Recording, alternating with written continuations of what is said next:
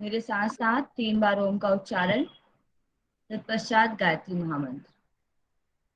ओम।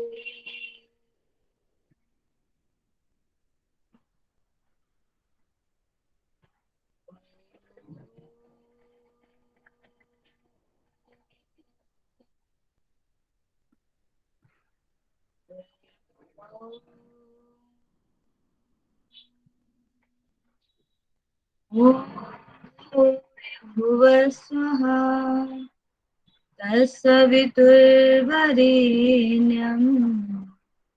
भर्गो देवस्य धीमहि धियो यो नः प्रचोदयात्।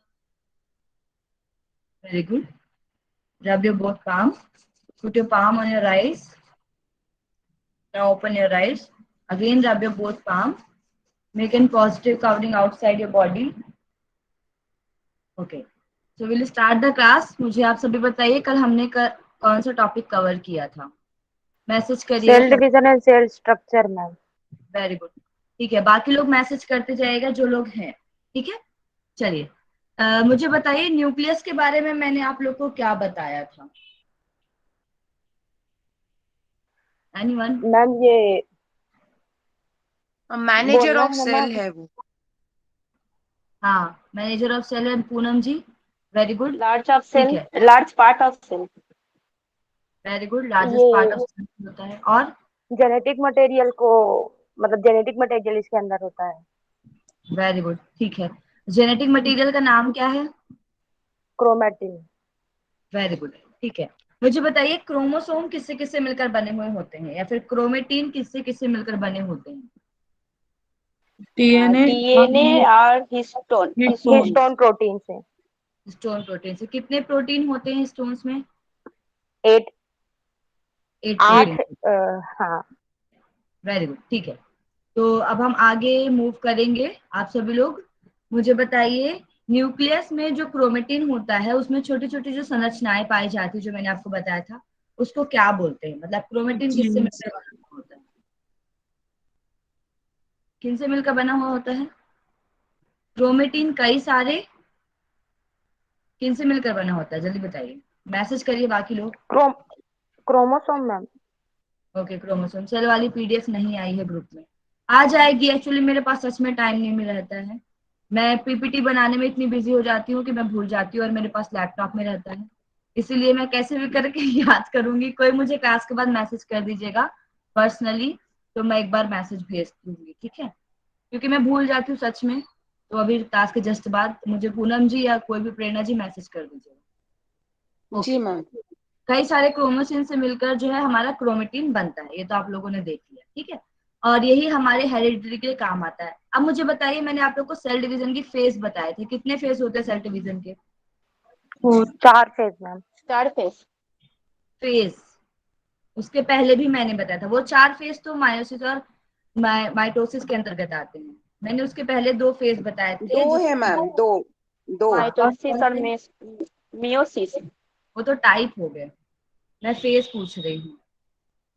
मैम ग्रोथ फेज और इंटरफेज। ग्रोथ फेज इंटरफेज को ही बोलते हैं। बताइए जल्दी। इंटरफेज और मियो MITOTIC है क्या मैम वो? हाँ, इंटरफेज और माइटोटिक एम फेज। फेज। हाँ। वेरी किरण जी, बहुत सही बताया। इंटरफेज और माइटोटिक फेज, ठीक है। अब मुझे बताइए इन दोनों में से प्रिपरेटरी फेज कौन सा होता है? आयुषी सिंह जी बताइए, प्रिपरेटरी फेज कौन सा है? मैम जो इंटरफेस होता है वो होता है। ठीक है। मनीष जी आप बताइए प्रिपरेटरी फेज में कौन कौन से फेज आते हैं? 3 स्टेप थे उसमें, कौन कौन से थे? G1 SG2। Very good. G1 SG2। Very good. अब मुझे बताइए अगर कोई सेल फॉर लॉन्ग टाइम एक भी ग्रोथ नहीं करती है तो वो किस फेज में आती है? प्रोफेज। कौन सी? G0। Very good Preetika. G0 phase में आती है अगर कुछ भी ग्रोथ नहीं करती है। मुझे बताइए DNA replication G1 G2 G और S में किसमें होता है? S। Very good. ठीक है, तो ये चीज आप लोग याद रखिएगा। अब मुझे बताइए G2 के बाद कौन सी फेज आती है? बाकी सभी मैसेज करिए। Cell division. सेल डिवीजन की, ठीक है। इंटरफेस में सेल डिवीजन होता है या नहीं होता है? बाकी लोग भी बोलिए भाई, इंटरफेस में सेल डिवीजन होता है या नहीं होता है? नहीं होते। No, very good Kalyani ji. और बाकी सभी जो मैसेज कर रहे हैं वो भी एकदम सही बोल रहे हैं, ठीक है। चलिए नेक्स्ट मुझे बताइएगा, पहला जो दूसरा है हमारा, ठीक है, जिसको हम सेल डिवीजन फेज कहते हैं, उसमें कौन सी फेज आती है? चारों के नाम बताइए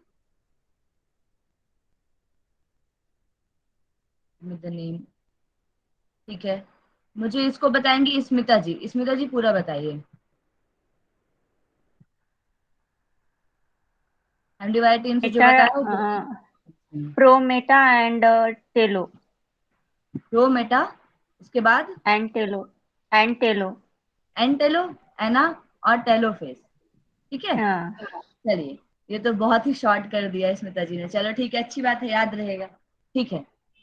मानसी जी आप मुझे बताइए, माइटोटिक में प्रोफेज में क्या होता है? डिवाइड होते हैं या नहीं होते हैं? मानसी जी। मानसी जी, मायोटिक में फिर से एक बार क्वेश्चन दोहराइए मैम। मायोटिक में प्रोफेज के अंतर्गत क्या होता है? न्यूक्लियस डिवाइड हो जाते हैं या फिर होना शुरू होते हैं या ग्रोथ होती है? ठीक से समझी नहीं, तो इंटरफेस जो G1 S एंड G2 होती है मैं वो माइटोटिक प्रोफेज फेज है। पूछ रही हूँ। कोई भी मुझे बताइए, माइटोटिक फेज की जो प्रोफेज है उसमें क्या होता है? एनीवन? जी सेल डिवीजन होता है उसमें। मैम उसकी ग्रोथ होती है, डिवीजन नहीं होती, कुछ बड़ी होती ठीक है, डिवीजन आपका धीरे धीरे एनाफेज से स्टार्ट होता है, तो ये याद रखिएगा। Very good. अब मुझे बताइए कि हमारे जो स्पर्म और एग सेल का डिवीजन है वो कौन सा डिवीजन कहलाएगा? माइटोटिक या मियोसिस? मियोसिस। वेरी गुड, ठीक है। माइटोटिक का एग्जाम्पल बताइए। Which example is known as a mitotic division? Mitotic या स्किन बनती है मैम, और आईज, जब हम हेयर और वेरी गुड। Muscle cell. इसमें एक एक्सेप्शन है, वो कौन सा है? माइटोटिक में एक एक्सेप्शन है जो मैंने आपको बताया था, वो कौन सा है? जल्दी बताइए। आरबीसी एक्सेप्शन है। आरबीसी एक्सेप्शन किसका है? आरबीसी में न्यूक्लियस नहीं पाया जाता है, वो अलग है। मैंने आपको सेक्स क्रोमोसोम के बारे में बताया था। सेक्स क्रोमोसोम जनरली अगर हम देखें तो होना चाहिए मियोसिस के अंतर्गत, क्योंकि उसके द्वारा हम न्यू संरचनाएं हम पैदा करते हैं। लेकिन सेक्स क्रोमोसोम जो है हमारे, जो हमारे सेकेंडरी क्रोमोसोम होते हैं, जो हमारे अंतर्गत सेकेंडरी कैरेक्टरिस्टिक डेवलप करते हैं, इसलिए उनको माइटोटिक कहते हैं, ठीक है। और अगर ये स्पर्म और एग जब दो मिलकर एक बच्चे का निर्माण करते हैं तो उसको हम मियोसिस कहते हैं। चलिए अब मुझे बताइएगा आप लोग, नेक्स्ट मियोसिस में जो फेजेस होती हैं ये कितने बार दोहराई जाती हैं? एनीवन? 4। 4 फेसेस 2 बार दोहराई जाती है, ठीक है। फेसेस तो 4 ही होती हैं, बार दोहराई 2 बार जाती है। अच्छा मुझे बताइए, दोनों में से हैप्लॉइड किस में होता है? Haploid division. हैप्लॉइड मतलब कि आधा, अर्धसूत्र विभाजन। माइक अनम्यूट करके बताइए किरण जी, अगर आप। मेयोसिस में मैम, मेयोसिस में। वेरी गुड, ठीक है। हाँ, डॉटर सेल का नाम ही होता है, लेकिन हैप्लॉइड डिवीजन मियोसिस में होता है, जिसको हम एन बोलते हैं, ठीक है। 23 के कितने सेट बनते हैं मियोसिस में? एनीवन? 4। 4। 4 sets, very good. और माइटोसिस में कितने सेट बनते हैं? 2। 2 सेट बनते हैं, ठीक है। ये हैप्लॉइड है या डिप्लॉइड है? Mitosis diploid. डिप्लॉइड है, 2n बनता है, इसीलिए 23 के 2 जोड़े बनते हैं, ठीक है। 2 जोड़े इधर रहेंगे, 2 जोड़े इधर रहेंगे, इसलिए टोटल 2 होता है लास्ट में, जो लास्ट रिजल्ट होता है। अब मुझे बताइएगा नेक्स्ट, माइटोटिक में क्रोमोसोम कैसे होते हैं? होमोलोगस होते हैं या हेट्रोलोगस होते हैं? माइटोसिस में होमोलॉगस। होमोलोगस होते हैं, ठीक है। तो ये कुछ सेल डिवीजन से रिलेटेड था, हमने पढ़ाई की थी अभी तक, ठीक है। सेल डिवीजन हो गया। और बायोइलेक्ट्रिक पोटेंशियल के बारे में थोड़ा सा मुझे बताइए कि ये क्या करता है बायोइलेक्ट्रिक पोटेंशियल, इसमें होता क्या है? एनीवन? Bio electric potential. हाँ लक्ष्मी जी माइक अनम्यूट करके बताइए। मैम ज्यादा याद नहीं आ रहा, इसमें बस वो आयन से इलेक्ट्रिक में कन्वर्ट होता है करके बतलाए थे। हाँ आयनिक पोटेंशियल को इलेक्ट्रिक पोटेंशियल में कन्वर्ट करते हैं। वेरी गुड, ठीक है। तो बायोइलेक्ट्रिक पोटेंशियल के बारे में ज्यादा कुछ नहीं है, इतना ही पूछा जाएगा। और कि किसको किस में कन्वर्ट किया जाता है, इसका एग्जाम्पल है नर्व कंडक्शन, हार्ट बीट, जितनी भी चीजें हमारे अंदर होती हैं शरीर के अंदर इम्पल्स के रूप में, that is a bioelectric potential. ठीक है, very good. Inside outside of cell membrane होता है। आयुषी जी गुड। अब हम पढ़ने जा रहे हैं नेक्स्ट टॉपिक। ठीक है, तो मैं आप लोग को स्क्रीन प्रेजेंट करूंगी, आप मुझे बताइएगा स्क्रीन प्रेजेंट हो रही है।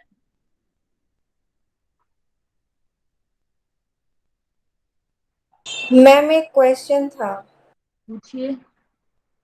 मैम जो आपने प्लाज्मा मेम्ब्रेन का बताया था कि प्लाज्मा मेम्ब्रेन किससे बनती है, तो मैम वो उसका एक बार दोबारा से बता देंगे? बनती है मतलब किससे बनती है?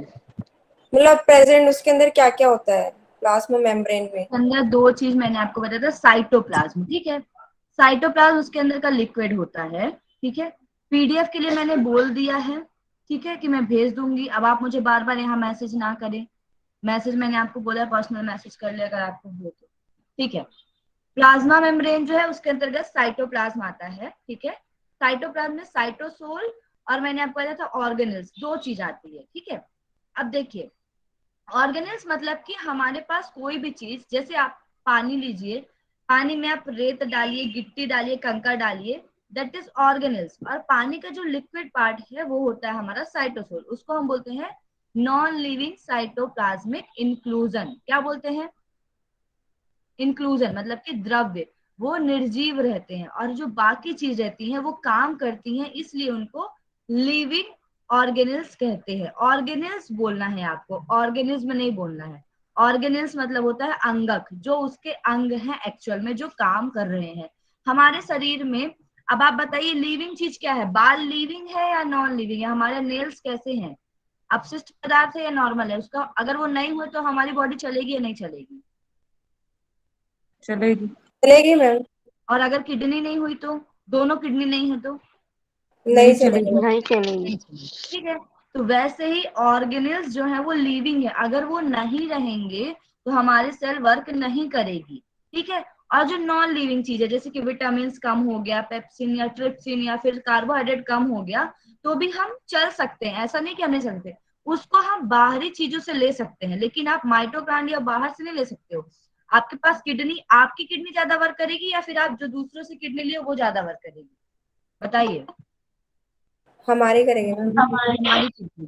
तो वैसे ही ऑर्गेनल्स नॉन लिविंग में नहीं आते हैं, दैट इज अ लिविंग। और जो नॉन लिविंग है वो नहीं भी रहेंगे तो इतना इफेक्ट नहीं पड़ेगा। तो फिर जब हमारे पास कमी पड़ती है विटामिन की, तो डॉक्टर हमें बोलते हैं कि विटामिन लीजिए, क्योंकि उसके से हमें थोड़ा ना कहीं इफेक्ट पड़ता है, लेकिन पूरे तरीके से हमारा जीवन खत्म हो जाए ऐसा नहीं है। ठीक है, तो इतना समझ में आया होगा आई थिंक आपको। नेहा जी जी मैम। ओके, अब मैं स्क्रीन प्रेजेंट कर रही हूँ, मुझे बता दीजिएगा स्क्रीन। आज का आप लोग का टॉपिक है टिश्यू। ठीक है, टिश्यू हम पढ़ेंगे, इसके स्लाइड दोनों लैंग्वेज में है।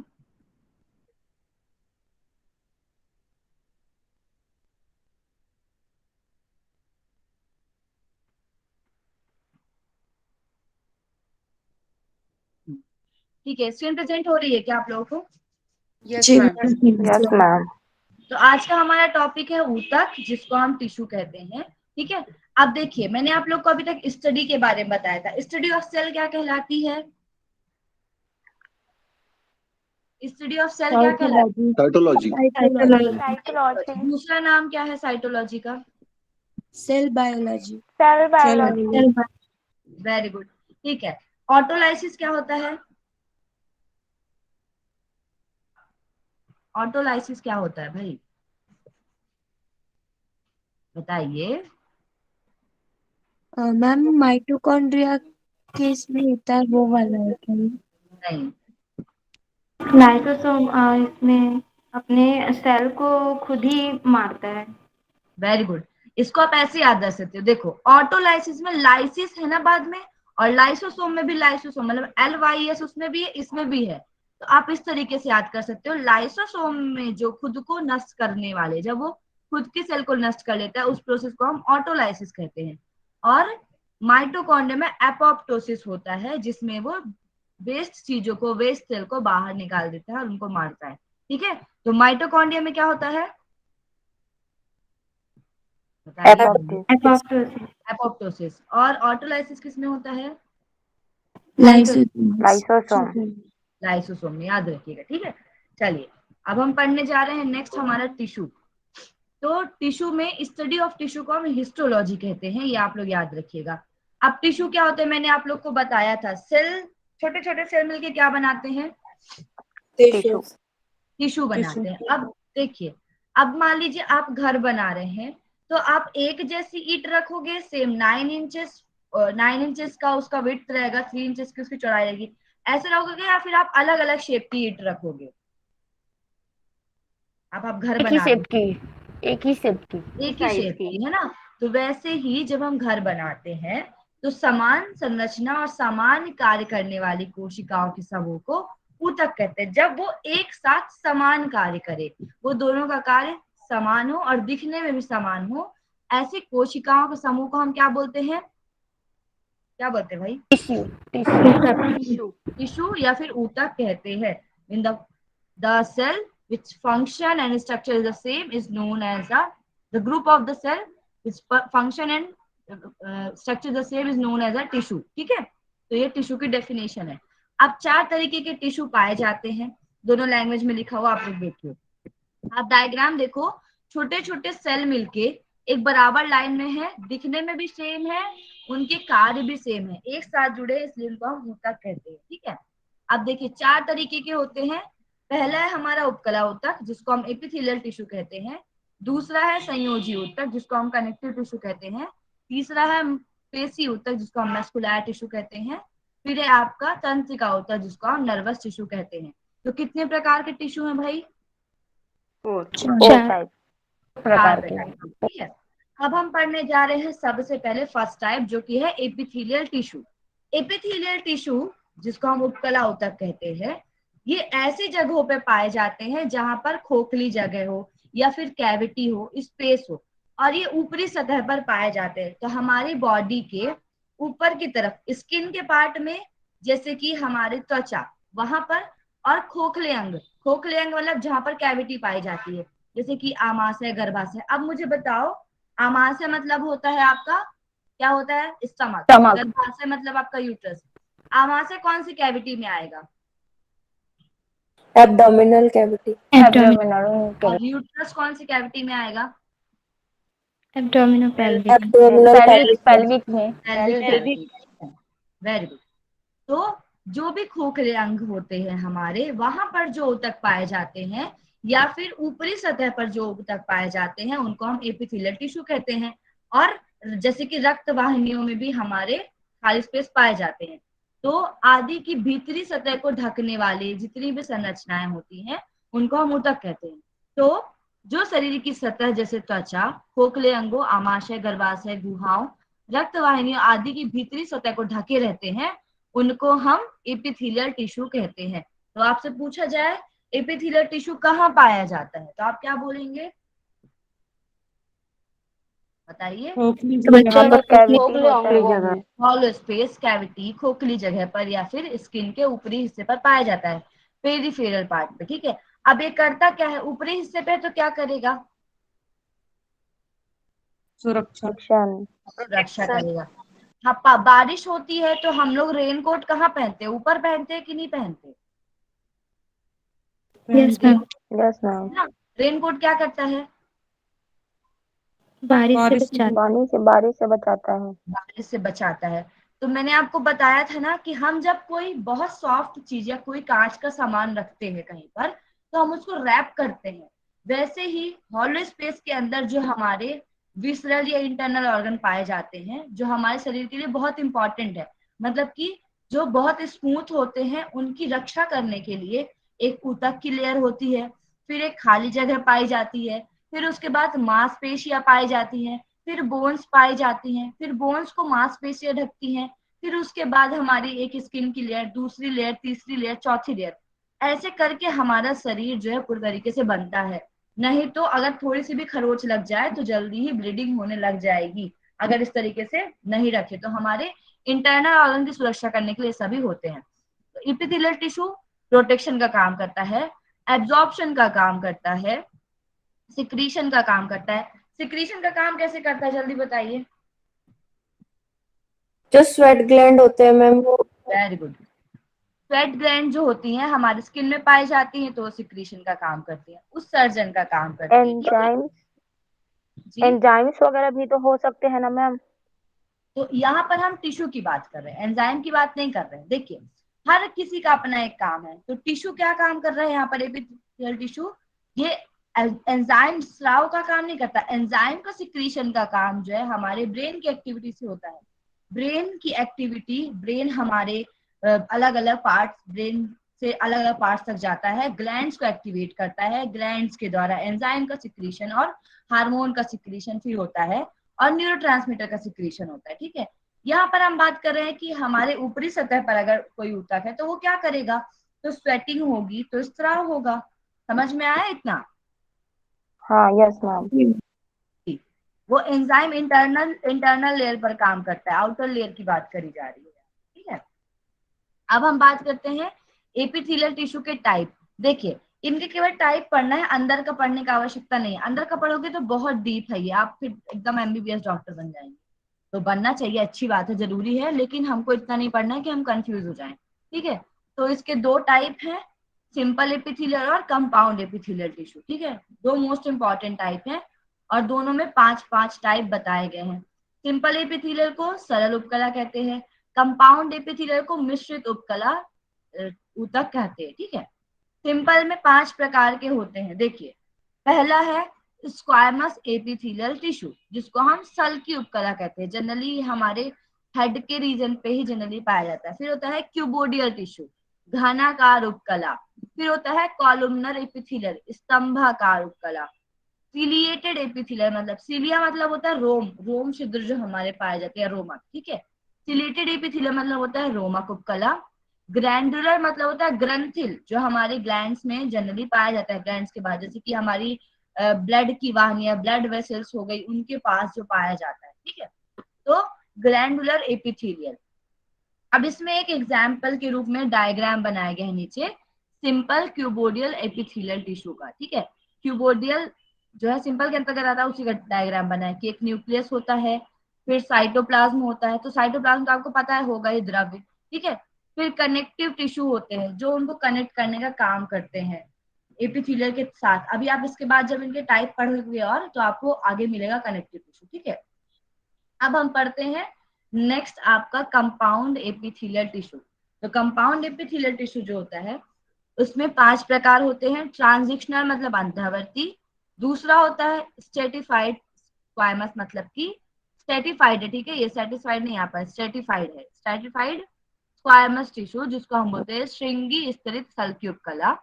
फिर है आपका stratified squamous non cornified, non है मतलब कि नहीं, तो अश्रृंगी स्तरित सल्की उपकला। हिंदी में भयानक है इसका। ठीक है, तो जो हिंदी पढ़ते हैं वो भैया बहुत अच्छे से पढ़िए, क्योंकि हिंदी कहीं कहीं कंफ्यूजन होता है। फिर है स्ट्रेटिफाइड कॉलुमनर, जिसको हम स्तरित स्तंभाकार उपकला कहते हैं। फिर है आपका स्ट्रेटिफाइड कॉलुमनर सिलिएटेड। तो ये 5 प्रकार के दोनों में दिए हुए हैं, आपको इसके अंदर का पढ़ने की बिल्कुल आवश्यकता नहीं है। ठीक है, जो मोस्ट इंपॉर्टेंट है वो हमारा कनेक्टिव टिश्यू। इससे एक क्वेश्चन आया था कनेक्टिव टिश्यू से कि हमारा ब्लड कौन सा टिश्यू है। ठीक है, तो याद रखिएगा कि ब्लड हमारा कनेक्टिव टिश्यू के अंतर्गत आता है, याद रहेगा। Yes ma'am. और ये क्वेश्चन पूछा जा चुका है कि ब्लड कौन से टिश्यू के अंतर्गत आता है, तो आप याद रखिएगा कि that is a connective tissue. ठीक है, चलिए अब हम आते हैं नेक्स्ट। कनेक्टिव टिश्यू क्या होता है, नाम से पता चल रहा है। नाम से बताइए आपको क्या लग रहा है। एक दूसरे को जोड़ते हैं, कनेक्ट करते हैं। ठीक है, तो ये शरीर, ये ऊतक शरीर को ढांचा प्रदान करते हैं। क्योंकि अब मान लो आपकी एक मांस अलग है, एक मांस थोड़ी सी दूसरी अलग है, अलग अलग होता है, तो आपकी आधे दूर तक मांस रहती, ऊतक रहता है, आधी दूर तक नहीं रहता, अलग अलग दिखता है। लेकिन हमारी बॉडी में कोई ऐसा हिस्सा है जहां पर मांस ना हो? है ऐसा हिस्सा छोड़ के कि आंख के पास है नाक के पास नहीं, ऐसा कुछ है क्या? ना। ढका हुआ है ना पूरी तरीके से मांस से, ऊतक से, स्केलेटल से। तो ये शरीर कनेक्ट है एक दूसरे से, तो ये क्या कर रहा है? शरीर को ढांचा प्रदान करने का काम कर रहा है। फिर इन ऊतकों में कोशिकाएं एक दूसरे से काफी अलग अलग, देखो इसमें एक चीज याद रखना, इनकी जो कोशिकाएं हैं, ऊतक तो जुड़े हुए हैं एक दूसरे से, लेकिन इनकी कोशिकाएं, अब ऊतक किन से मिलकर बने होते हैं जल्दी बताइए? सेल सेल सेल से। हाँ सेल। ठीक है, ऊतक की जो सेल होती है, ऊतक तो जुड़े होंगे, जैसे आपको मैंने पहला डायग्राम दिखाया था, पहला डायग्राम देखो, ठीक है, ऊतक जुड़े हैं एक दूसरे से, मतलब ये पूरी तरीके से जुड़ा हुआ है, लेकिन ये सेल जो है वो एक दूसरे से थोड़ा सा दूर दूर होते हैं। और सेल के बीच में ये जो सेल लाइन लाइन दिख रही है ना आप लोगों को, है ना, इस सेल को डिवाइड करने वाली लाइन है, इनके बीच में एक मैट्रिक्स पाया जाता है, उसको हम बोलते हैं इंट्रासेलुलर मैट्रिक्स या फिर अंतःकोशिकीय पदार्थ। ये भरा होता है इसके अंदर। आप इसका डायग्राम देखो एक बार ना, मैं दिखाती हूँ कनेक्टिव टिश्यू का अच्छे से। दिख रहा है क्या डायग्राम अच्छे से? थोड़ी सी नहीं दिख रहा होगा, रुको। दिखा क्या कनेक्टिव टिश्यू का अच्छे से diagram? Type of connective tissue में, हेलो? Yes ma'am. हाँ, अब आप देखो इसमें, आप थर्ड वाला डायग्राम देखो, ठीक है, पिंक पिंक सा हमारा है यहाँ पर सेल, ठीक है। अब इन सेल के बीच में जो फ्लूइड्स भरे हुए हैं उसको हम बोलते हैं इंट्रासेलुलर सब्सटेंस, जो इनको जोड़ने का काम करते हैं। मान लो आप कुछ ड्रेस बना रहे हो या मुकुट या कुछ चीज डेकोरेट कर रहे हो, आपको वो चीज डेकोरेट करना है, तो आप बीच में, आप जब लेस चिपकाते हो या फिर कुछ स्टोन्स लगाते हो, तो आप किसके थ्रू लगाते हो उसको? या आप चप्पल, आपकी चप्पल टूट गई, आप चप्पल चिपकाते हो तो किसके गम, जैसे गम ग्लू। चिपका, हाँ चिपका सकते हैं ग्लू, भाई। है ना, हम चिपकाने का काम करते हैं, गम से चिपकाते हैं, ग्लू से चिपकाते हैं या फेविक्विक से चिपकाते हैं, तो वो चिपक जाता है। तो चप्पल और चप्पल की हील और चप्पल के बीच में डिफरेंस है, लेकिन उसके बीच में भरा हुआ क्या है चिपकाने के लिए? गम। ग्लू। गम भरा है। ग्लू। ऐसे वो ये वाला गम नहीं है ना, उदासी वाला गम, एक गम वाला गम है, ठीक है। तो गम भरा होता है, यही हमारा सेल में होता है, ऊतकों में, इनके बीच में इंट्रासेलुलर सब्सटेंस होता है। तो अगर आपसे पूछा जाए कनेक्टिव टिश्यू में कनेक्ट करने के लिए इंट्रासेलुलर सब्सटेंस होता है, इनकी सेल पास पास नहीं होती है बल्कि सेल दूर दूर होती है, और इनको बीच में, बीच के स्थान में इंट्रासेलुलर मैट्रिक्स, इंट्रासेलुलर सब्सटेंस होता है, जिसको हम मैट्रिक्स कहते हैं। क्या कहते हैं? मैट्रिक्स। तो समझ में आया ना ये कॉन्सेप्ट, कि कनेक्टिव टिश्यू में सेल दूर दूर रहती है, लेकिन उनको पास जो करता है वो होता है हमारा इंट्रासेलुलर सब्सटेंस, जिसको हम मैट्रिक्स कहते हैं। आया समझ में? Yes ma'am. जी। अब देखिए संयोजी ऊतक की कोशिकाएं, अब देखिए इनमें जो कोशिकाएं होती है वो विभिन्न विभिन्न रंग, रूप और आकार की होती है, लेकिन इनके कार्य समान होते हैं। ये लोग दिखने में अलग होती हैं, लेकिन ये कार्य एक जैसा करती है, इसीलिए साथ में होती है। जैसे कि ब्लड का कार्य क्या है? ब्लड जो होता है हमारा, ब्लड हमारा रेड ही होता है, ठीक है, दिखने में समान होता है, दिखने में वो पूरा रेड ही है, लेकिन आप देखो किसी किसी का रेड का कॉम्प्लेक्स अलग होता है, किसी किसी का अलग होता है। इनमें जनरली ये बताया गया, मैं तो पूरे एक लिक्विड पार्ट की बात कर रही हूँ, वो बहुत सूक्ष्म पार्ट से बना होता है, जब आप उसको देखोगे माइक्रोस्कोप से तो वो अलग अलग संरचनाएं दिखेगी। तो वैसे ही संयोजी ऊतक में जो हमारी कोशिकाएं होती हैं, ये भी याद रखना, ये भी बहुत इंपॉर्टेंट है। आप इसमें कहीं गलत ना लगा के आ जाओ। आपको क्वेश्चन में अगर दिया है कि संयोजी ऊतक के लिए कौन कौन सा स्टेटमेंट सही है ना, आपका एक स्टेटमेंट दिया रहेगा कि इनकी जो कोशिकाएं हैं वो दूर दूर होती हैं। दूसरा दिया होगा इनके बीच में अंतःकोशिकीय पदार्थ भरा होता है। तीसरा स्टेटमेंट दिया होगा इनकी आकार व कार्य समान होता है। चौथा स्टेटमेंट होगा इनका आकार अलग होता है लेकिन कार्य समान होता है। अब आपसे पूछेगा विच स्टेटमेंट इज रॉन्ग, कौन सा गलत है? तो कौन सा गलत थर्ड है? One ma'am. सी वाला, सी। सी वाला, कि क्योंकि इनके रूप एक जैसे नहीं होते लेकिन इनके कार्य समान होते हैं, ठीक है, याद रखिएगा। अब देखिए ये जो कनेक्टिव टिश्यू है ये जिन सेल से मिलकर बने होते हैं उनको हम मेसेनकाइम सेल्स कहते हैं, और ये मेसेनकाइम सेल हमारे ब्रेन में भी जनरली पाई जाती है। तो ये जो कनेक्टिव टिश्यू है उसको हम मेसेनकाइम सेल से उत्पन्न हुआ मानते हैं, मानते नहीं है, होता ही है। अब इसके टाइप है अलग अलग, देखिए इसी से क्वेश्चन आया था, ठीक है, टाइप से ही क्वेश्चन आया था। क्या क्वेश्चन पूछा था टाइप से, कि ब्लड कौन सा टिश्यू है। और देखिए अभी यहाँ पर आपको दिखा ये, हाँ, हीमोपोएटिक टिश्यू 6 नंबर पे लिखा है ना, रक्त उत्पादक ऊतक। तो कनेक्टिव टिश्यू में क्वेश्चन आया था कि ब्लड कौन सा कनेक्टिव टिश्यू है। तो ब्लड कौन सा टिश्यू है, तो ब्लड कनेक्टिव टिश्यू है, क्योंकि उसका एक टाइप है रक्त उत्पादक टिश्यू। अब देखिए मैं इसको आपको शुरू से बताती हूँ।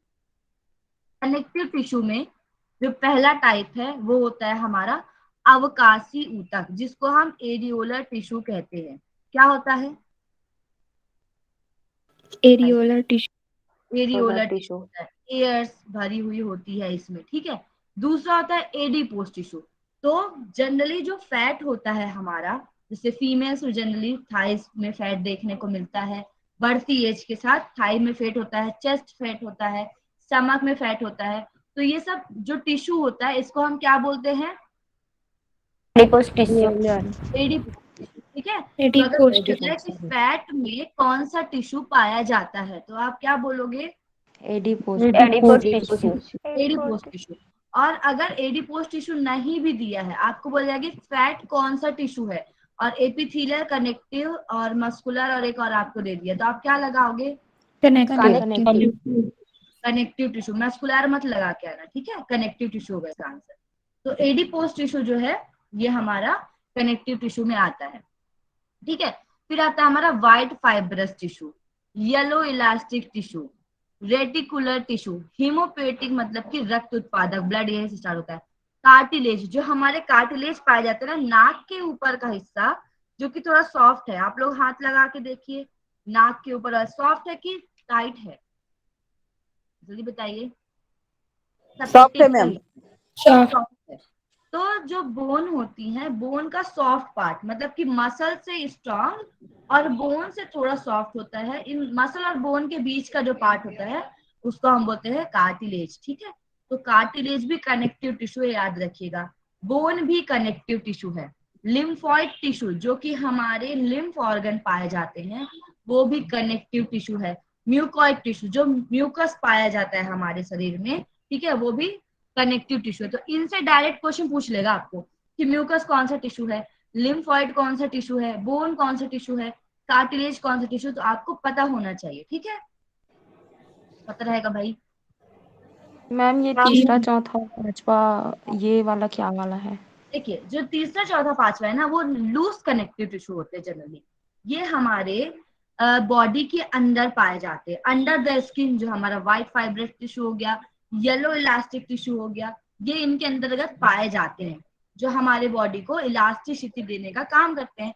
तो ये लूज कनेक्टिव टिश्यू के अंतर्गत आते हैं। लूज कनेक्टिव टिश्यू का यही एक पार्ट है, उसी को यहाँ पर अलग अलग डिवाइड कर दिया गया है। तो उसमें लूज और डेंस कनेक्टिव टिश्यू अगर आपसे पूछा जाए तो वो भी कनेक्टिव टिश्यू के अंतर्गत आता है, ठीक है।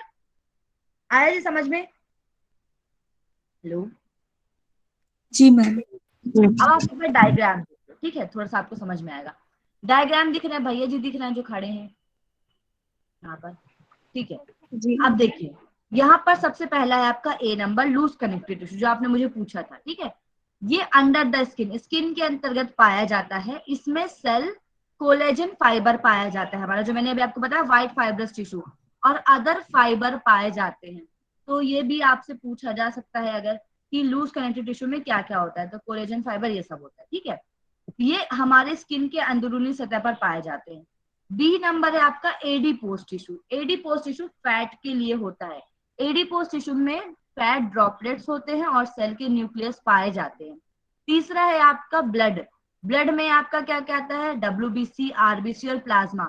अगर आपको डायरेक्ट क्वेश्चन पूछा जाए, ब्लड तो ऊपरी है, अगर अंदर से पूछ लिया गया RBC किसके अंतर्गत आता है, कौन सा टिश्यू है, तो क्या बोलोगे आप? Connective tissue. कनेक्टिव टिश्यू है, ठीक है, क्योंकि RBC किसके अंतर्गत आता है, कहाँ पाया जाता है RBC? ब्लड में। ब्लड में, ठीक है, तो ये याद रखिएगा।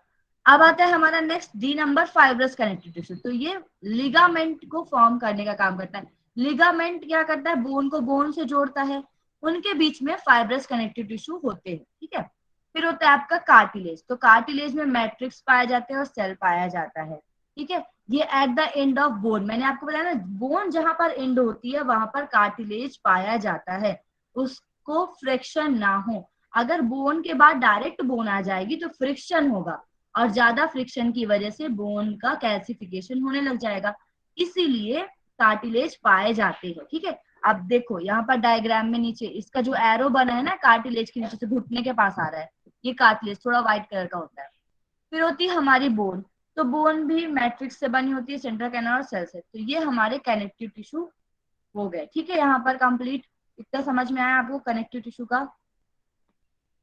हेलो जी हेलो मैम। जी, आ रहा मैम है ना? थोड़ा सा पीछे और रिपीट कर देंगी क्या?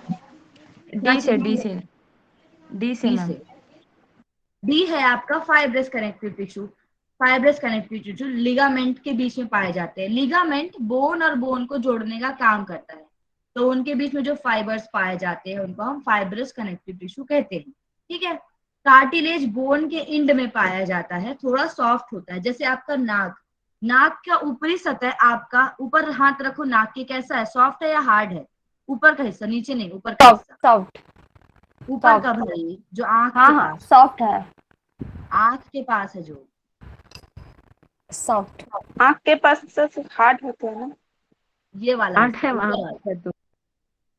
आईब्रो के नीचे वाला हिस्सा कैसा है, ये वाला? हार्ड हार्ड है। है वो। और उसके हार्ड है। आगे लिप के पास, लिप के ऊपर वाला सॉफ्ट। हिस्सा कैसा है? सॉफ्ट। सॉफ्ट है। जहां सॉफ्ट है। पर बोन एंड हो रही है, तो जहां पर बोन एंड होती है ये होता है हमारा कार्टिलेज। आप इसको मूव कर सकते हो, लेकिन आप इसको मूव कर सकते हो क्या? यहाँ पर मूव कर सकते हो? नहीं। नहीं, ये आप मूव कर सकते हो आराम से, ठीक है। नाक जब छेदती है लड़कियों की जनरली, तो यहाँ पर कार्टिलेज में ही किया जाता है। बोन में करेंगे तो बोन के बीच में गैप आ जाएगा, ठीक है। तो याद रखिएगा, ठीक है। अब आता है हमारा नेक्स्ट, ये हो गया डी।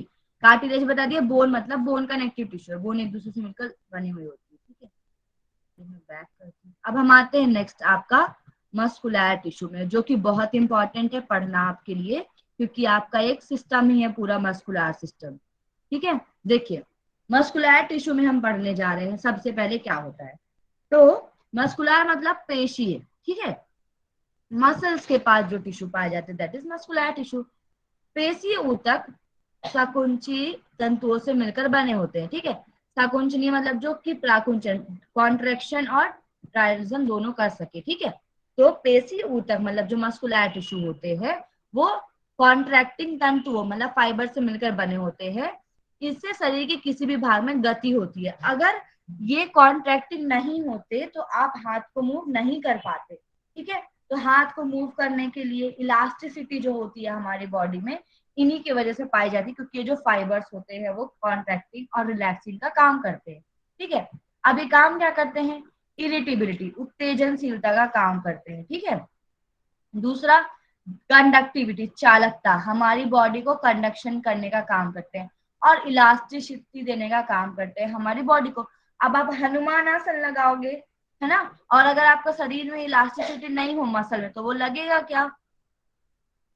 लगेगा नो मैम। नहीं। नहीं। तो हमारी मसल्स जो होती हैं उनके अंदर ये गुण पाया जाता है कि उनके अंदर इलास्टिसिटी, कंडक्टिविटी और इरिटेबिलिटी होती है, ठीक है। और इसीलिए इसको मस्कुलर टिश्यू में हम ये तीन चीजें पढ़ते हैं। अब आता है मस्कुलर टिश्यू के अंदर जो इंट्रासेलुलर सब्सटेंस होता है वो कम होता है, क्योंकि इनकी कोशिकाएं पास पास सटी होती है। अब आपसे क्वेश्चन पूछा जाए, इंट्रासेलुलर सब्सटेंस किस टिश्यू में सबसे ज्यादा होता है, तो आपके पास है muscular tissue, connective tissue, epithelial tissue या नर्वस टिश्यू, बताइए। Connective muscular tissue. Tissue. Connective tissue में क्यों होता है सबसे ज्यादा? मैम जो उसमें सेल्स होते हैं उसमें थोड़ा सेल गैप पास पास। होता है, तो उसके अंदर वो रहते हैं। Very good. और इसमें कम क्यों होता है इंटरसेलुलर सब्सटेंस? इसकी सेल्स नजदीक होती होंगी मैम। हाँ, वेरी गुड, ठीक है। तो इनकी सेल जो होती है वो पास होती है, इसलिए इनके अंदर इंटरसेलुलर सब्सटेंस कम होता है। और उसमें सेल दूर होती है, इसलिए इंटरसेलुलर सब्सटेंस पास होता है, ठीक है। अब देखिए, मनुष्य के शरीर में 40% भाग जो होता है, हमारे पूरे शरीर का 40% पार्ट जो है वो मसल से बना होता है, पेशियों का होता है। तो मानव शरीर में वैसे आपको अप्रोक्स 640 भी देखने को मिलेगी, 639 भी देखने को मिलेगी, ठीक है। तो दोनों ही लगभग सही है, दोनों ऑप्शन एक साथ नहीं आएंगे। और ये क्वेश्चन आप आजकल नहीं पूछा जाता बच्चों जैसा कि कितनी मसल होती है, ठीक है, पूछ भी सकता है भाई, नेट का कोई भरोसा नहीं है। तो याद रखिएगा 639 मांसपेशियां होती हैं, इनमें से 400 मांसपेशियां जो होती है वो रेखित होती है। अब मैं आपको जब टाइप पढ़ाऊंगी तो आपको समझ में आएगा कि रेखित अरेखित क्या है। तो जो 400 मांसपेशियां जो थी वो स्ट्रेटेड फॉर्म में होती है हमारे शरीर में, मतलब कि हमारे स्केलेटल, हमारे हड्डियों के पास जो अंग है उनसे जुड़ी हुई होती हैं। ऐसी मांसपेशियां 400 होती है। और सबसे ज्यादा मांसपेशी हमारे बैक, पीठ के हिस्से में पाई जाती है, जो कि 180 होती है, ठीक है। तो सबसे ज्यादा शरीर में कहाँ पर मांसपेशियां पाई जाती हैं? पीठ में। पेट में। ठीक है। अब देखिए, अब हम पढ़ने जा रहे हैं टाइप। ये मोस्ट इंपॉर्टेंट है, आपको इसको अच्छे से याद रखना है। 3 तरीके के मसल होते हैं हमारे। कितने तरीके के होते हैं? 3 तरीके के, ठीक है। पहला होता है वॉलेंट्री मसल, जिसको हम ऐच्छिक बोलते हैं, जो हमारी इच्छा से काम करती है। हमारी इच्छा नहीं होगी तो नहीं काम करेंगे। मान लीजिए आप सो रहे हैं, आपको कोई उठने को बोल रहा है। मैम सबसे ज्यादा कहाँ पर मसल पाया जाता है? मैं ध्यान से निकल गया। पीठ में हमारे शरीर के बैक के हिस्से में सबसे ज्यादा मसल पाई जाती है, ठीक है। जी।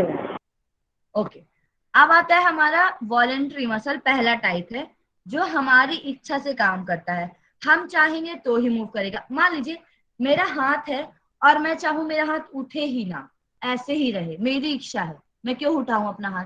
तो ये मेरी इच्छा से काम कर रहा है। और मैं चाहूं तो हाथ को उठा सकती हूँ, मैं डांस कर सकती हूँ, मैं किसी को झापड़ लगा सकती हूँ। तो ये मेरी इच्छा से, मतलब मेरा हाथ, पैर, ठीक है, और मेरा जो भी ऑर्गन जो मैं खुद की इच्छा से चला सकती हूँ, उसको हम बोलते हैं वॉलेंट्री मसल, ठीक है। क्या बोलते हैं उसको? Voluntary muscle. अब ये जो मसल होती है, सबसे लास्ट वाला डायग्राम देखो, इसमें लिखा स्केलेटल मसल।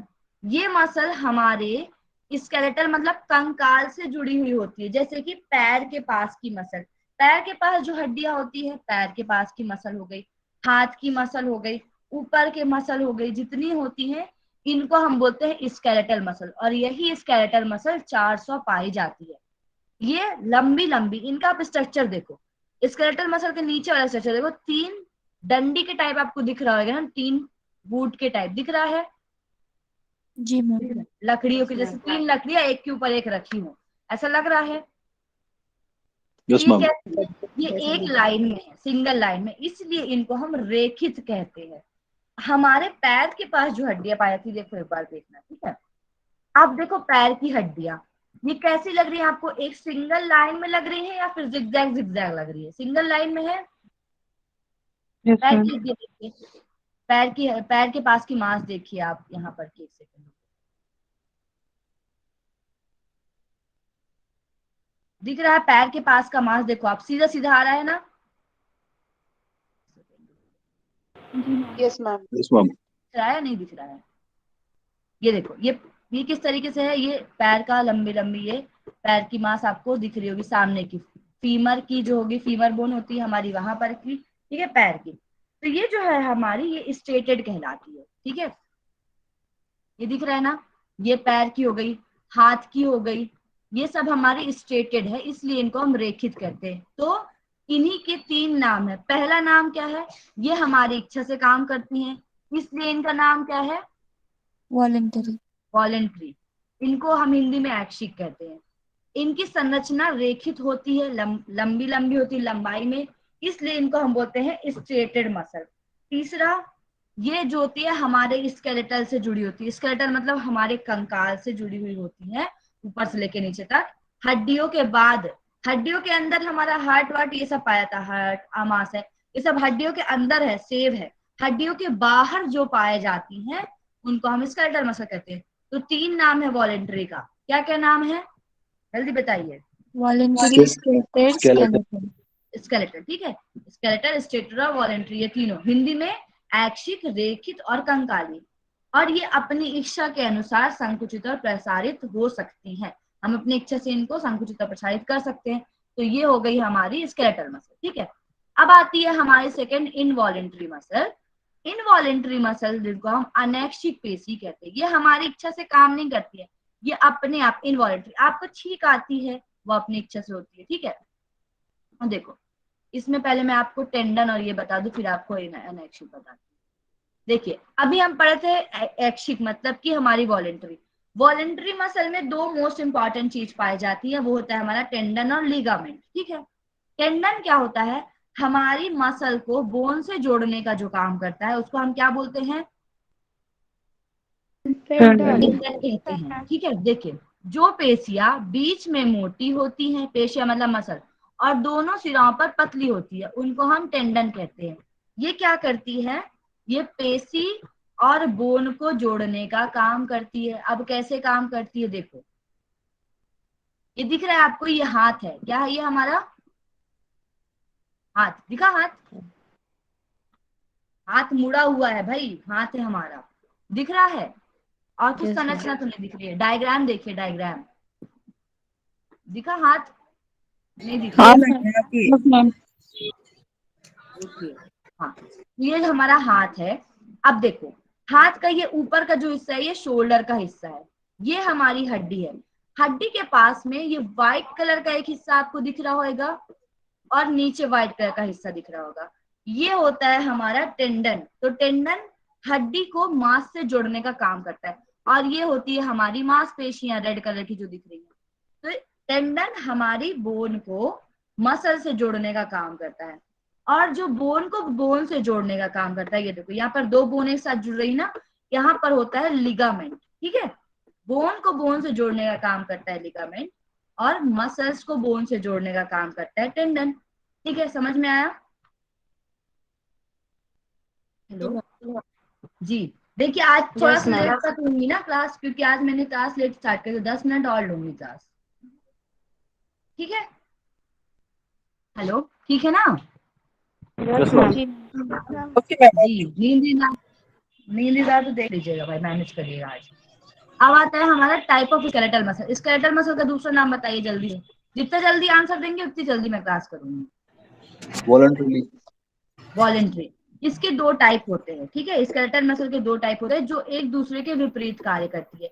एक कार्य करती है फ्लेक्सर, जिसको हम आकुंचन बोलते हैं, जो मोड़ने का काम करती है। आप लोग अपना हाथ देखिए, हाथ को अपने शोल्डर की तरफ लेके जाइए, क्या कर रही है अभी आपका हाथ अभी क्या कर रहा है, फोल्ड हो गया, फ्लेक्शन, इसको हम बोलते हैं फ्लेक्सर, ठीक है। तो आप लोग ये एनाटॉमिकल टर्म और जो थेरेपी में टर्म है उसको याद रखिएगा। जब भी हम कोई योगा इंस्ट्रक्टर हैं, आप अगर अच्छे थेरेपिस्ट हैं तो आप उनसे मत बोलेंगे अपना हाथ मोड़ो, ये हाथ को घुमाओ, ऐसे नहीं। Flex your hand, relax your hand, या फिर flex your hand, extend your hand करके आप बोलोगे, है ना। तो इस चीजों को आप लोग इसके द्वारा याद रखिएगा। एनाटॉमी ऐसे आपको हेल्प करती है। तो जब हम हाथ को मोड़ते हैं तो ये फ्लेक्स हो गया। इसका अपोजिट क्या होगा, हाथ मोड़ना, एक्सटेंशन। दोनों एक दूसरे के विपरीत कार्य करिए। तो स्केलेटल मसल दो प्रकार की होती है, दोनों एक दूसरे के विपरीत कार्य करती है, ठीक है। ये तो फ्लेक्शन और एक्सटेंशन की बात हो गई। ऐसे ही बहुत मूवमेंट पाए जाते हैं, एबडक्शन एडक्शन पाया जाता है आपके हाथ में, ठीक है। फिर उसके बाद लेटरल एबडक्शन और लेटरल एडक्शन पाया जाता है। अलग अलग प्रकार के मूवमेंट भी पाए जाते हैं। आप जो इसको डीप में पढ़ोगे तो आपको समझ में आएगा, ठीक है। तो इसमें दो चीज है, आकुंचन मतलब मोड़ना, प्रकुंचन मतलब उसको सीधा करना। अब आता है हमारा दूसरा इनवॉलेंट्री मसल।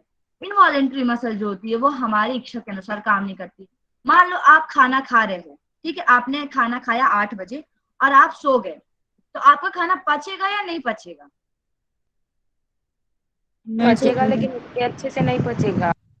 मान लो ठीक है, आप रोज खाना खाते हो और रोज आप सो जाते हो, आपकी इच्छा नहीं है खाना पचाने की, तो खाना नहीं पचेगा क्या?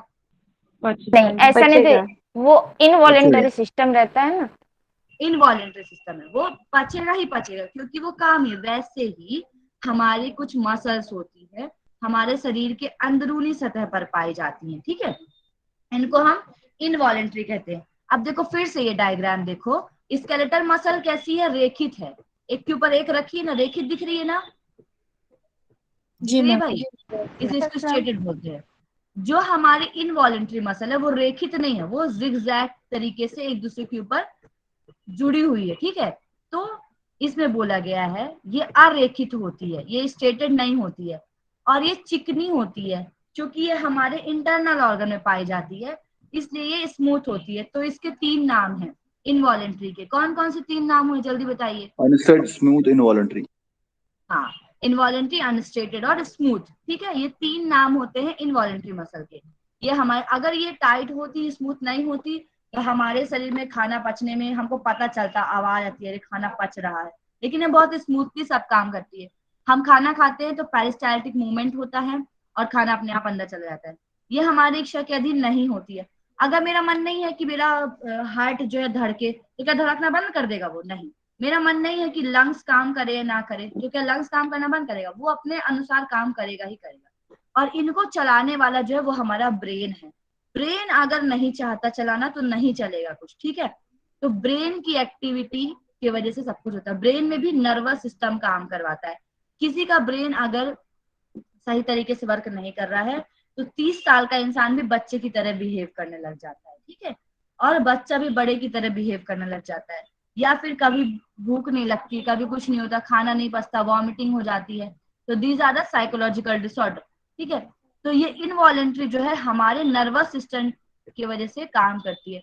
इसका कंट्रोल हमारा ब्रेन का नर्वस सिस्टम करता है, ठीक है, हमारे इनवॉलेंट्री का काम। फिर इनवॉलेंट्री मसल किसी भी अस्थि से जुड़ी नहीं होती, ये कोई भी स्केलेटन से जुड़ी नहीं होती, बल्कि किसी अंतराल, अंतराल मतलब कि विसरल ऑर्गन, इंटरनल ऑर्गन से जुड़ी हुई होती है। इसलिए इनका एक और नाम है। क्या नाम है इनका? अंतरांगी पेशी, विसरल मसल। क्या नाम है? विसरल मसल, विसरल में। इसका एक एग्जाम्पल दिया हुआ है, पेरिस्टाल्टिक मूवमेंट, क्रमानुकुंचन गति, ठीक है। क्रमानुकुंचन गति के द्वारा हमारा भोजन जिगजैग मूवमेंट करते हुए स्टमक से ड्यूडेनल, ड्यूडेनल से इंटेस्टाइन और फिर रेक्टम से होते हुए बाहर निकल जाता है। तो पेरिस्टाल्टिक मूवमेंट इनवॉलेंट्री मसल का एक एग्जाम्पल है। आपको डायरेक्ट एग्जाम्पल दे देगा, पूछेगा ये कौन सी मसल का काम है, तो ये भी आपको बताना पड़ेगा। फिर आता है हमारा कार्डियक मसल। अब देखो, कार्डियक मसल को हम मिश्रित मसल या फिर मिक्स ग्लैंड बोलते हैं। अब बताओ इसको मिक्स ग्लैंड क्यों बोलते हैं, इसके पीछे कारण आपको बताती हूँ। कार्डियक, कार्डियक किसके लिए हम यूज करते हैं शब्द? हार्ट। हार्ट। तो ये केवल हार्ट में हार्ट के लिए। ये तो आपकी स्मूथ में भी आ सकती थी, है ना, ये आपकी इनवॉलेंट्री में भी आ सकती थी। फिर अलग से इसको बनाया गया। क्यों बनाया गया भाई अलग से? आप लोग ये डायग्राम देखो, कुछ समझ में आ रहा है क्या? तीसरा नंबर लिखा है कार्डियक मसल, कुछ समझ में आ रहा है देख के? दिमाग लगाइए। जी मैम, ये केवल हृदय में होती है, लिखा हुआ है हार्ट में उसमें। क्या क्या? ये केवल हार्ट में होती है। वो तो हार्ट में होती है। ये डायग्राम देखो आप, ये वाला कार्डियक मसल वाला, ठीक है। इसमें जो आपको मसल दिख रही है वो दिखने में कैसी है? जिगजैग। दिखने में स्ट्रेटेड है कि जिगजैग है? स्ट्रेटेड है ना, और जिगजैग पीछे से है। मतलब कि इसका स्ट्रक्चर जो है, इसका स्ट्रक्चर, एनाटॉमी इसकी स्केलेटल मसल जैसी है, ठीक है। लेकिन इसका काम, क्योंकि ये इनवॉलेंट्री काम करता है, इसका काम स्मूथ मसल जैसा है। आया समझ में? इसलिए इसको अलग से क्लासिफाई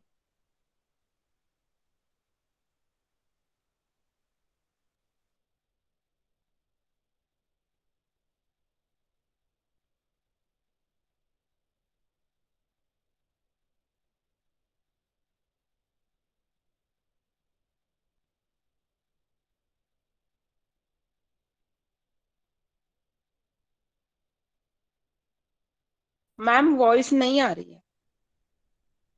मैम शायद लेफ्ट हो गई है लगता है। नेटवर्क प्रॉब्लम होगी कुछ।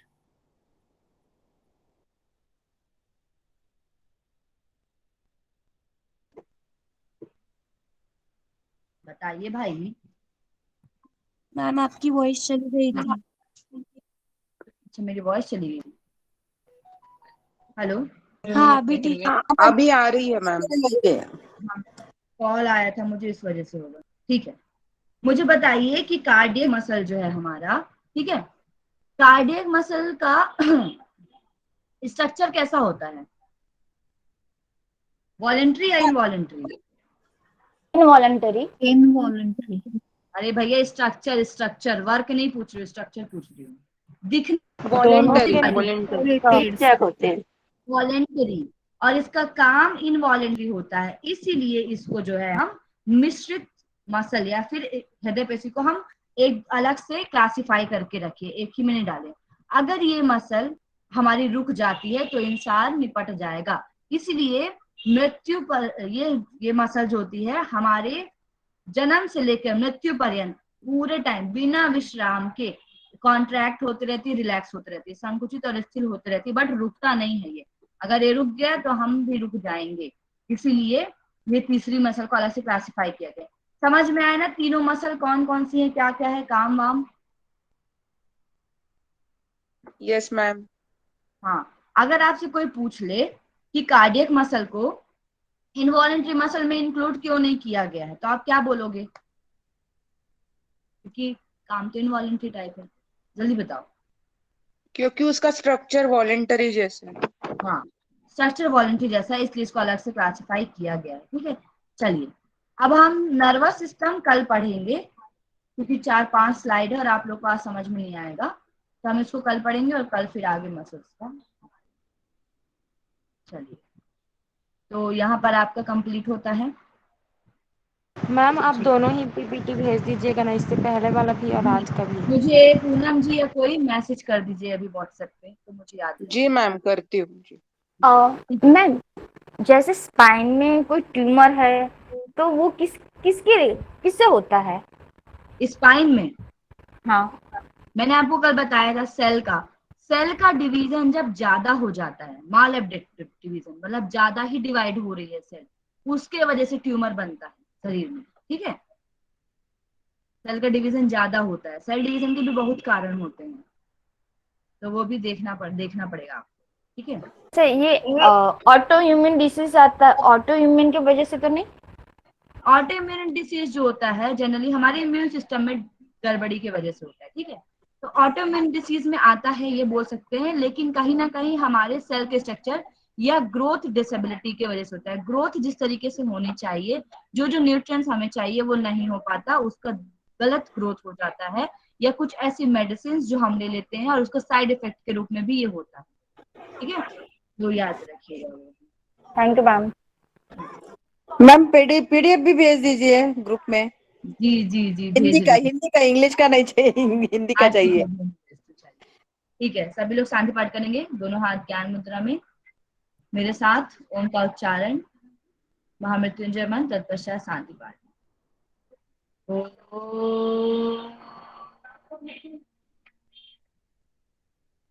त्र्यंबकं यजामहे सुगंधिं पुष्टिवर्धनम् उर्वारुकमिव वन्दनात् मृत्युर्मुक्षीयमामृतात्। ओम शांति शांति शांति। Very good, rub your both palm, put your palm on your eyes, now open your eyes. Thank you so much. आप लोग लेफ्ट कर सकते हैं, मिल जाएगी आज PDF. Thank you, ma'am. Thank you very much. It was really nice. Thank you so much. Thank you, have a nice day ma'am. Thank you.